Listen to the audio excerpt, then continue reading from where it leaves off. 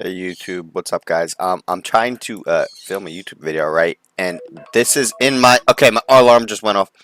Why is this in my suggested? Why is this sponsored for me? Why would I look like someone who would ever play a game like that? No. Why would I want to play this? Anyways,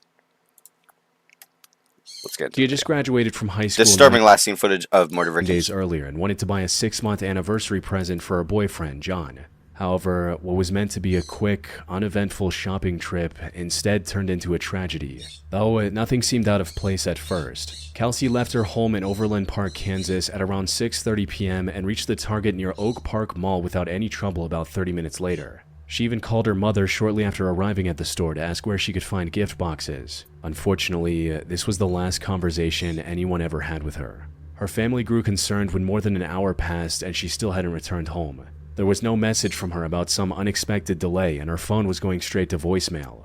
Hi guys, it's Kelsey. Obviously, I can't come to the phone right now. Leave me a message. Bye. Kelsey was the kind of person who would call her parents even if she was just a few minutes late, so for her to disappear like this was highly unusual. Around the same time, John also showed up at Kelsey's house to pick her up for their date. Unfortunately, he didn't know anything about her whereabouts either. Fearing the worst, her family filed a missing person report.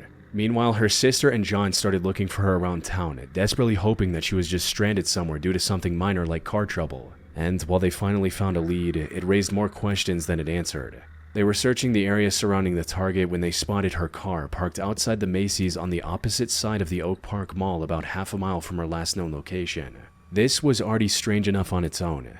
However, the most concerning part was the condition they found it in. It was fully unlocked, and the only thing missing from it besides Kelsey herself was her phone. All of her belongings, including her purse and the gift she bought for John hours earlier, were still in the car, which begged the question, what could have possibly caused her to abandon her car in this state? Fortunately, Macy's had a Oh my CCTV god, I forgot, dude. I forgot what the title of this video was.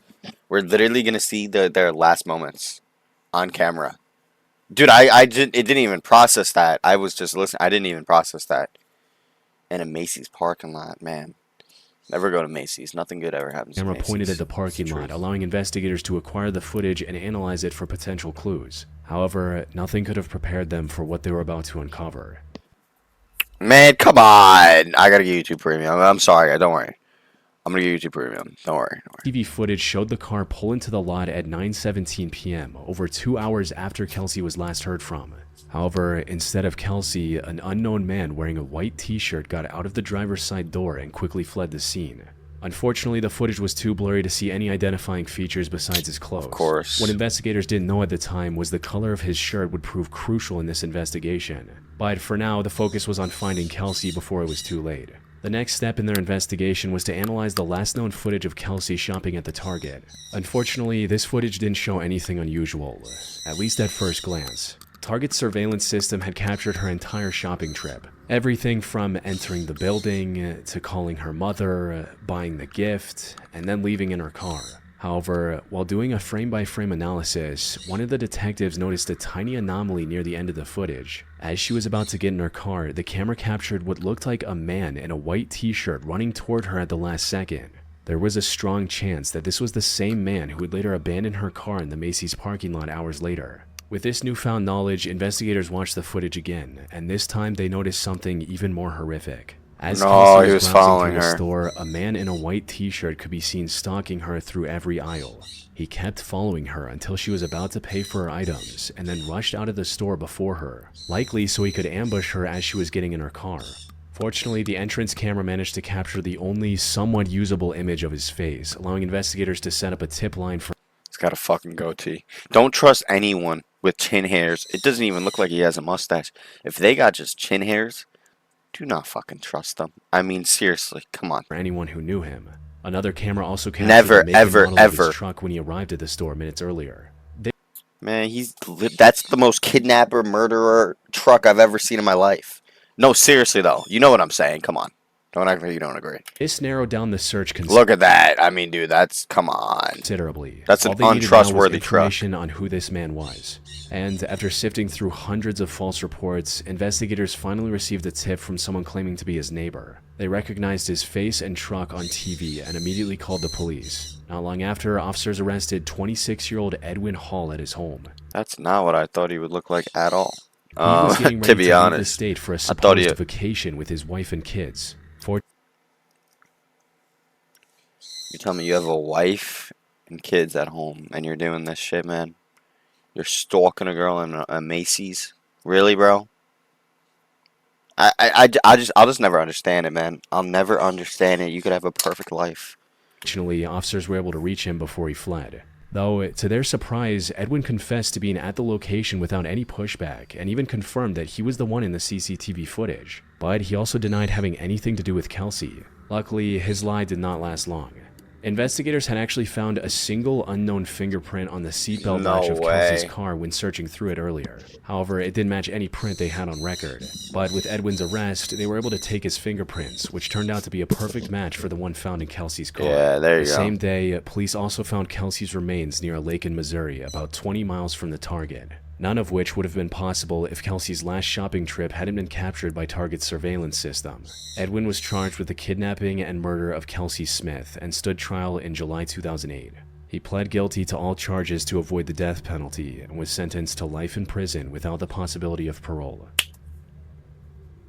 Dude, one singular fingerprint is On the night insane. of Valentine's Day 2017, a home security camera installed outside the house of 35-year-old Ellie Tran showed her returning home from work and pulling into the driveway, unaware that a dangerous stalker was hiding just outside the camera's view, waiting for the right opportunity to attack. As soon as she got out of the car, the stalker lunged at her from behind the bushes and tackled her to the ground before running away on foot just seconds later. And while Ellie looked mostly unharmed at first, the attacker had actually injected her with a cyanide-filled syringe while she was on the ground.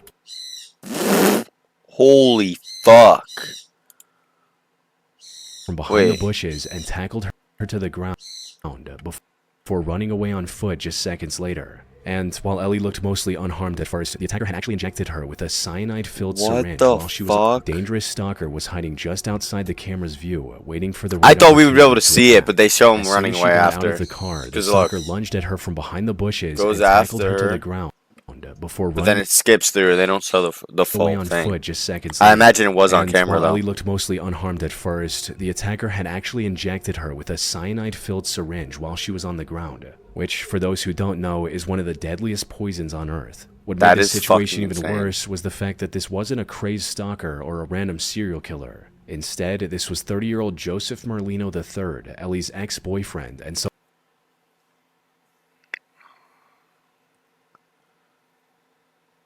Okay, I'm not gonna say anything. But look at his fucking hair. Look at his fucking eyes, man. This guy looks evil. He fits the bill, Ellie. No, I'm not it's not her fault. I'm just saying, like, one look at this guy, and he looks like someone who would cyanide poison you.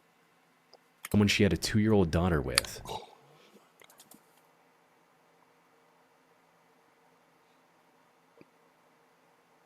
You have got to be kidding me, bro. Come on, bro. The two got into a relationship sometime in late 2013, and things started off quite well. However, Joseph started becoming aggressive when Ellie became pregnant and invited her parents to live with her. You see, Ellie had actually immigrated to the US from Vietnam before meeting Joseph. She wanted to build a stable life in the US with Joseph and their child, but she also wanted her parents to be a part of this new life. So, in 2014, she flew her parents to the US and gave them a place at her and Joseph's home. This became a major point of contention between the couple, with Joseph becoming more and more aggressive with each passing day. Things escalated to the point of physical violence by mid-2016, forcing Ellie to break up with Joseph and get a restraining order against him. She also kept full custody of their daughter. However, Ellie knew that Joseph wasn't going to leave her alone so easily. She lived in constant fear that he would one day show up and take their daughter from her, which was the only reason she installed security cameras both inside and outside her home. But even Ellie couldn't have predicted the lengths Joseph was willing to go for revenge. Immediately after the attack on February 14, Ellie tried to get inside and call 911. She didn't know exactly what had happened, but she knew he had injected something into her leg. But she passed away before making that call. Luckily, her mother saw everything, including Joseph's face as he was running away. She called emergency services and Ellie was rushed to a nearby hospital. Unfortunately, it was already too late. Cyanide prevents cells from using oxygen, which is needed to keep them alive. The cells can no longer produce energy, and vital organs like the heart and brain start failing rapidly, leading to a state of internal suffocation, even if...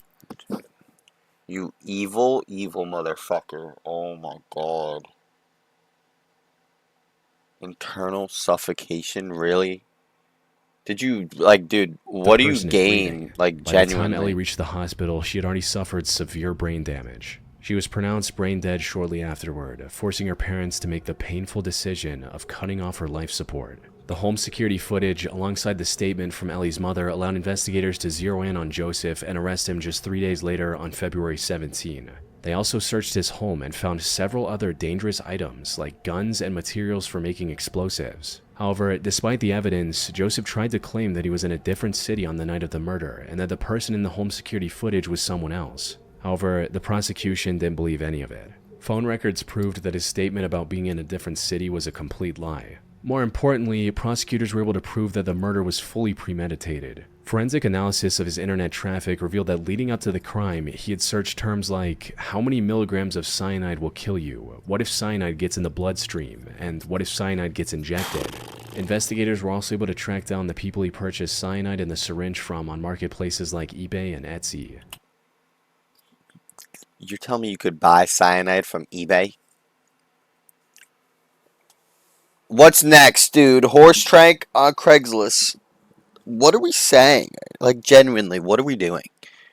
What are we However, doing? the most damning evidence proving his sinister motives came from an incident that happened back in December 2016. According to Ellie's mother, Ellie was coming home from work one day when suddenly a man approached her and threw an unknown chemical on her. Thankfully, the chemical only burned her hair and caused minor burns on her scalp, allowing her to recover without any permanent injuries. Ellie later told her mother that she believed the attacker was Joseph. This showed that Joseph was coming up with ways of harming Ellie even before the lethal attack. Joseph, however, stayed adamant that he was innocent and even went on a hunger strike for a few months before his trial. Prosecutors believe he did this to lose a lot of weight and look significantly different from how he looked in the security camera footage, possibly hoping to trick the jury into handing out an innocent verdict. Unfortunately for him, this plan failed as well. He stood trial in December 2018 and was sentenced to life in prison. Bro, my thing is this.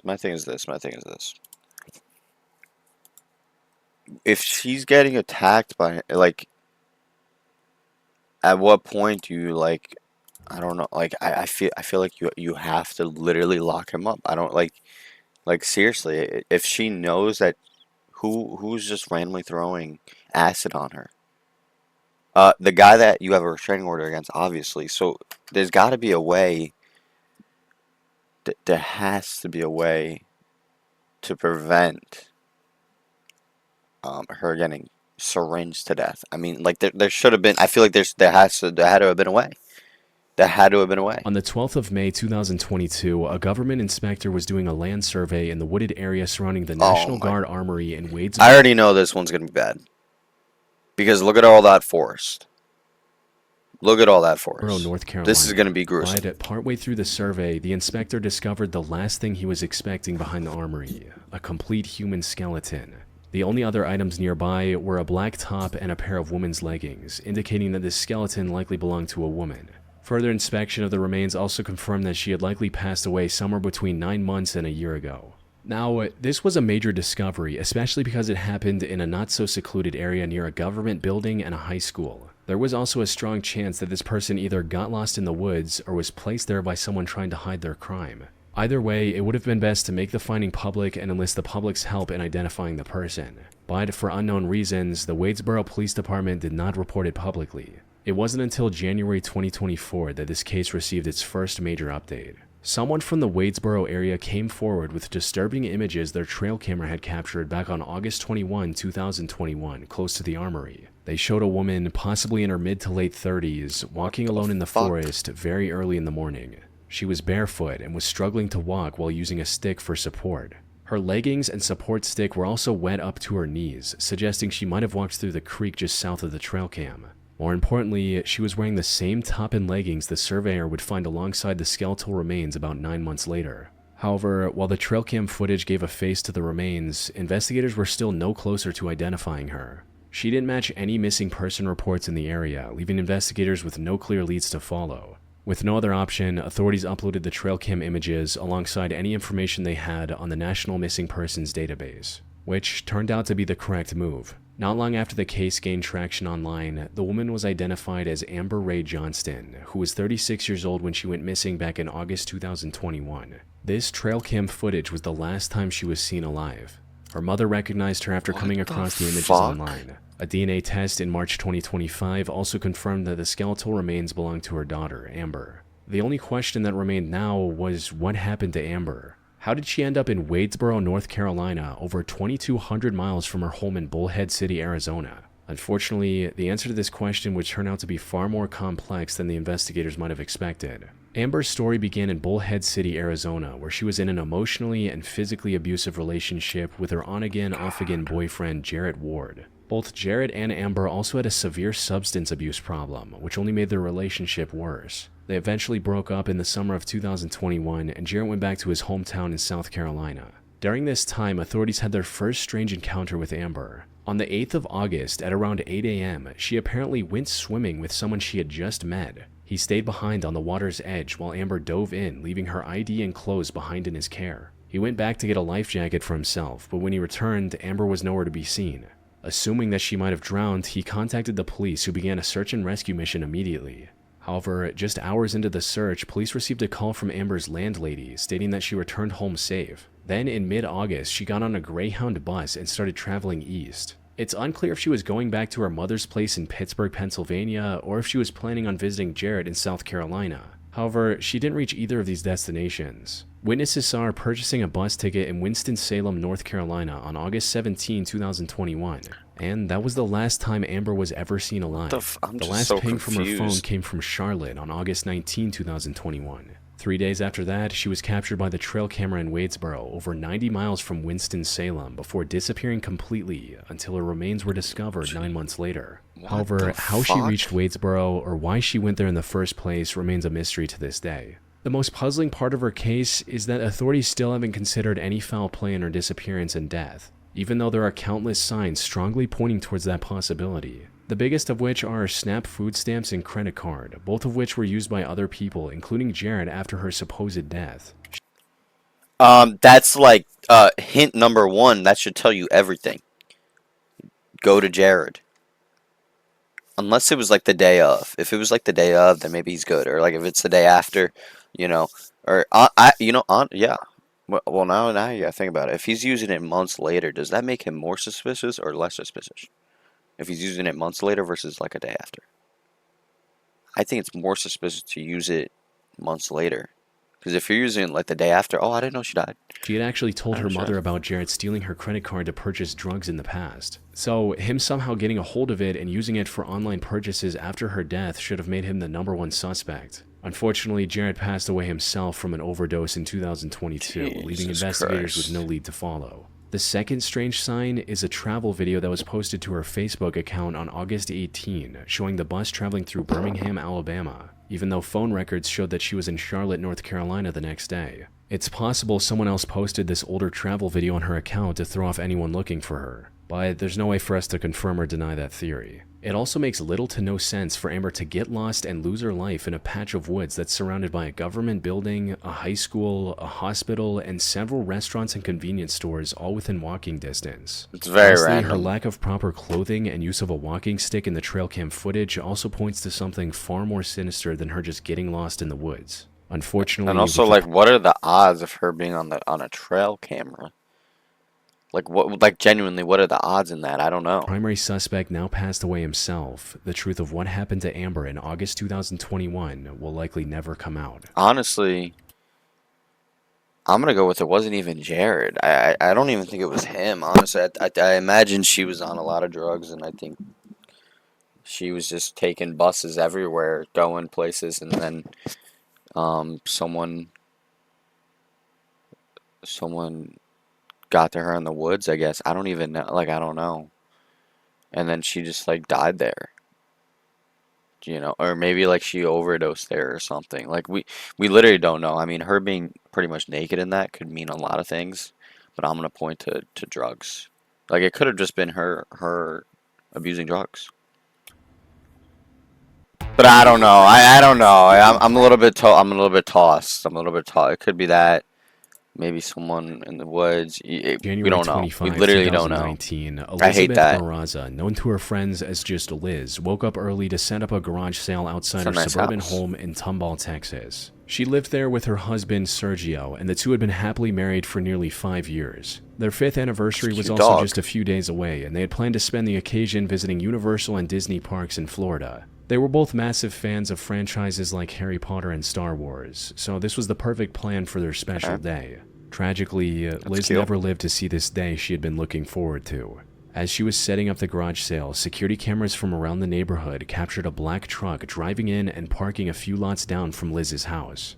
The driver of this truck then got out, approached Liz in her driveway, and started talking to her about something at around 6:58 a.m. Her doorbell camera recorded her saying good morning to this person in a way that made it seem like she didn't know who they were. But then, just a few seconds later, unprompted, the person took out a firearm and opened fire, shooting Liz 4 different times before running back to their truck and driving away. 3 different neighbors called 911 seconds after hearing the gunshots. First responders arrived just a few minutes later and rushed Liz to a nearby hospital. Unfortunately, the damage was too severe, resulting in her What the passing away fuck? shortly after arriving. The video footage captured the whole incident, but it wasn't clear enough to pick up any identifying features. However, as the investigation went on, the biggest issue that confused the authorities was the complete lack of a logical motive. First of all, this wasn't a robbery or something along those lines. The killer didn't take anything and just ran off after committing the crime. More importantly, the way they made sure to shoot her one more time after she had already fallen to the ground made it seem like this was a deliberate hit, almost as if someone had sent a hitman after her. However, investigators couldn't find any reason why someone would do that. Everyone who knew Liz described her as the brightest person they knew. She wanted nothing more than to see It's always Liz the happy, and husband. even spent her free time cosplaying as a stormtrooper and visiting children's hospitals to cheer them up. Oh my Security God, she footage was from such a around nice the neighborhood person. also showed the killer driving around her home and staying in nearby parking lots hours before the crime. The timing of the crime was also quite suspicious. It happened just 4 minutes after Sergio had left for work. Ah, It that's was, convenient. They knew the couple's schedules. Liz had also not told anyone about the garage sale beforehand, so there was no way for some random person to know that she would be alone outside at that time.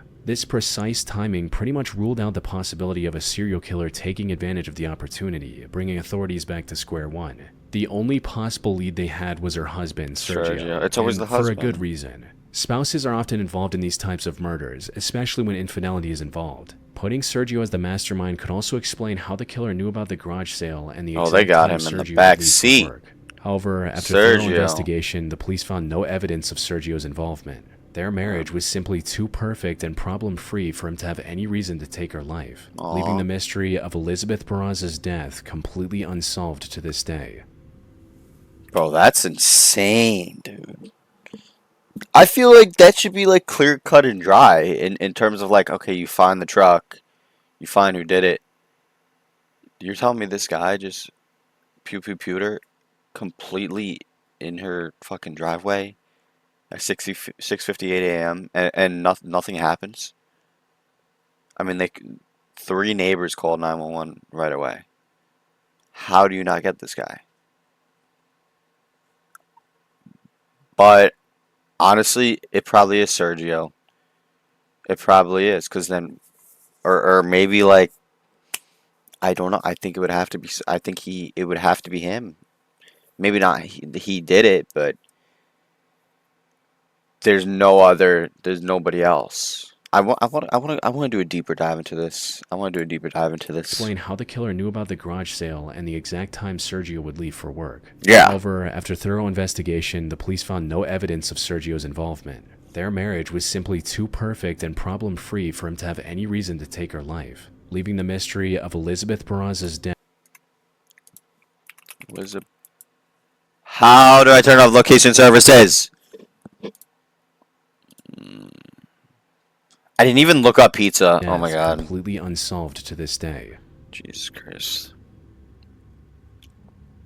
February 2021 started off as a particularly cold month for the residents of the small town of Plains Township, Pennsylvania. A blizzard the night before had deposited over 30 inches of snow across the region, forcing most of its residents to shovel snow from their driveways if they wanted to get their cars out. However, for a local couple, 50-year-old James Goy and 48-year-old Lisa Goy, this simple activity proved lethal when they got into an argument with their neighbor across the street named Jeffrey Spade. The fight had started with Jeffrey accusing the couple of dumping snow too close to his house. A home security camera outside James and Lisa's home captured the argument as it escalated, with both groups hurling increasingly demeaning insults and curses at each other. It's just snow, Jeffrey guys. threatened the couple's lives before returning to his home. Normally, this would have been where the argument ended. However, Jeffrey had something much more drastic in mind. Seconds later, he came back with a firearm and opened fire, hitting the couple multiple times. He kept shooting until he ran out of ammunition. But after seeing that both James and Lisa were still alive, he went back inside and returned with a different firearm and took their lives at point-blank range. Holy fuck. By the time first responders arrived at the scene, both Lisa and James had already passed away. But that wasn't all. Police entered Jeffrey's home to arrest him for his crime. However, Jeffrey, understanding the drastic, irreversible decision he had just made, likely didn't want to spend the rest of his life behind bars. Yeah. So, after ending James and Lisa, he ended everything for himself as well, ending the investigation before it even began. Dude, this is just insane, bro. It's just snow, man. It's just snow, dude.